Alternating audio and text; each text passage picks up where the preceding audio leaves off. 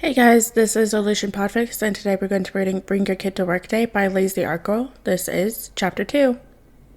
Bruce usually didn't have much to do on weekend morning. He tried to always clear his schedule those mornings to spend time with his kids since they didn't have school or work.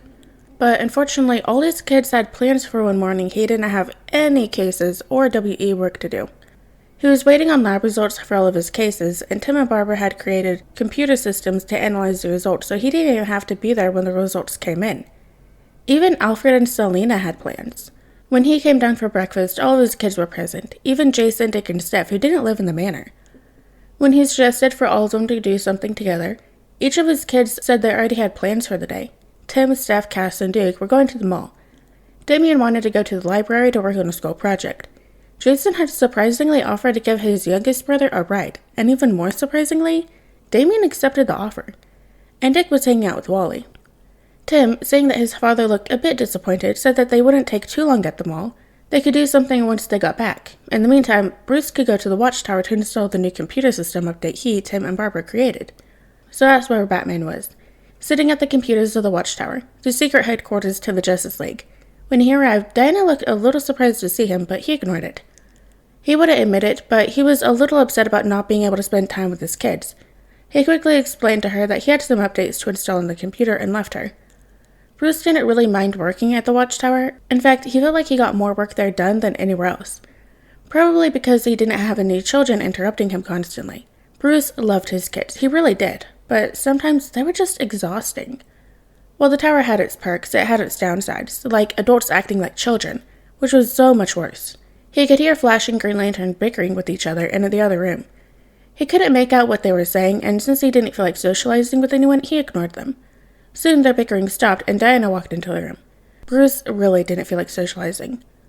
"Batman," Diana spoke to him, "I have just been made aware that you were not informed of today's event."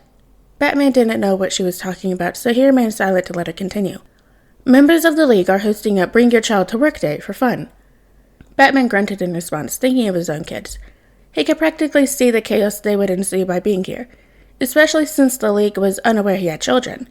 Bruce knew he wasn't good at things like small talk, chatting, mostly because he didn't really know what to say in response to people, so he tried to avoid situations like that. But his kids somehow always managed to throw Bruce into them, leaving him feeling awkward and embarrassed. Bruce had a suspicion that they thought it was fun to embarrass him. He once told Selena this, but she just laughed and called him a paranoid old bat. "You are okay with this?" Wonder Woman asked. Batman sighed as he paused from work for a moment before resuming with updating the computer system. "An activity such as this will build the trust among the League, which will result in better teamwork."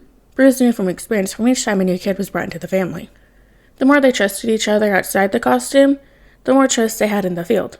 Besides, Superman is the only one with a child, and it's not like he hasn't brought him here before.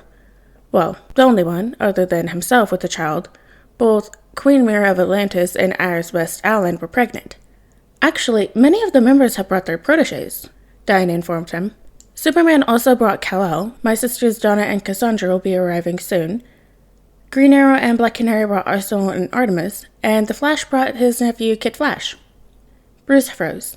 They wouldn't, he thought.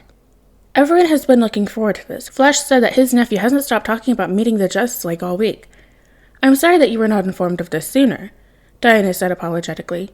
Bruce knew for a fact that Dick had been on the phone with Kid Flash on Thursday night.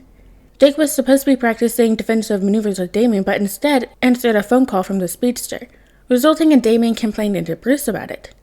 Who am I kidding? Of course they would. I know that they love to embarrass me, despite what Kat has to say about it.